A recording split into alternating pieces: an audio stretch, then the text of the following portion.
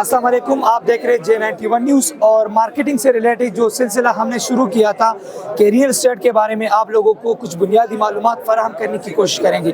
Peshawar university میں expo جاری ہے اور اس وقت میرے ساتھ M2Z کا جو CEO صاحب ہے مدثر، وہ موجود ہے۔ ان سے ان کے آبجیکٹیو کے بارے میں اور پشاور یونیورسٹی میں جو پارٹیسپیشن کی ایکسپو سے ریلیٹڈ نوجوانوں کے لیے، ایک عام شہری کے لیے ان کے پاس کیا اپرچونیٹیز موجود ہے۔ سب سے پہلے سر آپ کا بہت شکریہ۔ Thank you so much, welcome to KB business expo.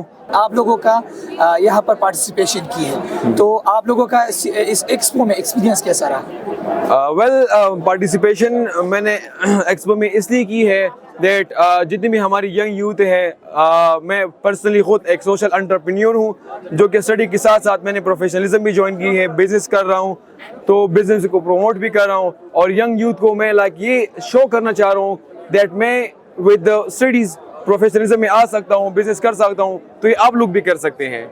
آپ یوتھ کے لیے ایک آئیکونک ہے۔ یہ ایگزیکٹلی یوتھ کو میں موٹیویٹ چاہ رہا ہوں کہ جو چیز میں کر سکتا ہوں آپ لوگ بھی کر سکتے ہیں۔ الحمدللہ۔ مدثر صاحب یہ بتا دیں ذرا ناظرین کو کہ آپ کیا مشورہ دینا چاہیں گے کہ لوگوں کو بزنس کی طرف آنا چاہیے یا جابس کی طرف؟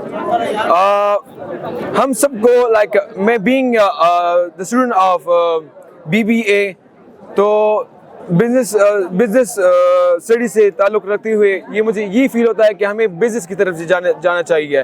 سیکنڈ یہ کہ ہمیں جاب اپورچونیٹیز پیدا کرنے چاہیے۔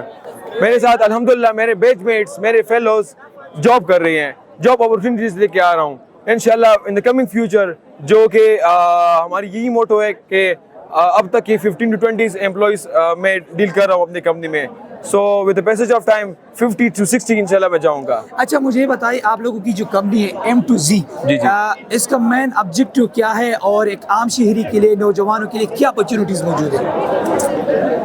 M2Z marketing and builders real estate کا فرم ہے جو کہ پرووائڈ کر رہی ہے سروسز ان ڈفرینٹ سوسائٹیز، وہ بھی آل اوور پاکستان، پشاور سے لے کے کراچی تک، Peshawar, مدان، Nowshera, Islamabad, Lahore, even different societies deal کر رہے ہیں، ہائی رائز ڈیل کر رہی ہے۔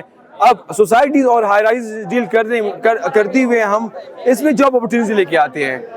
اس میں جو جتنی بھی ہمارے پاس ینگ یوتھ ہوتی ہے جو جاب نہیں ملتی، گورنمنٹ پورا نہیں کر سکتی، تو الحمدللہ اللہ تعالیٰ نے ہمیں وہ ایبلٹی دی ہے کہ ہم ان کو with the passage of time ان کو لائک اس کی ارننگ بھی اسٹارٹ ہوتی رہتی ہے وقت کے ساتھ۔ اور مدثر صاحب یہ بھی بتا دیں کہ M2Z مارکیٹنگ میں ایسا کیا ہے جو باقی مارکیٹنگ کمپنیز میں نہیں ہے؟ ایگزیکٹلی آپ نے گڈ کوسچن پوچھا ہے۔ M2Z مارکیٹنگ بیسیکلی ایک ینگسٹر کو ڈیفائن کر رہی ہے۔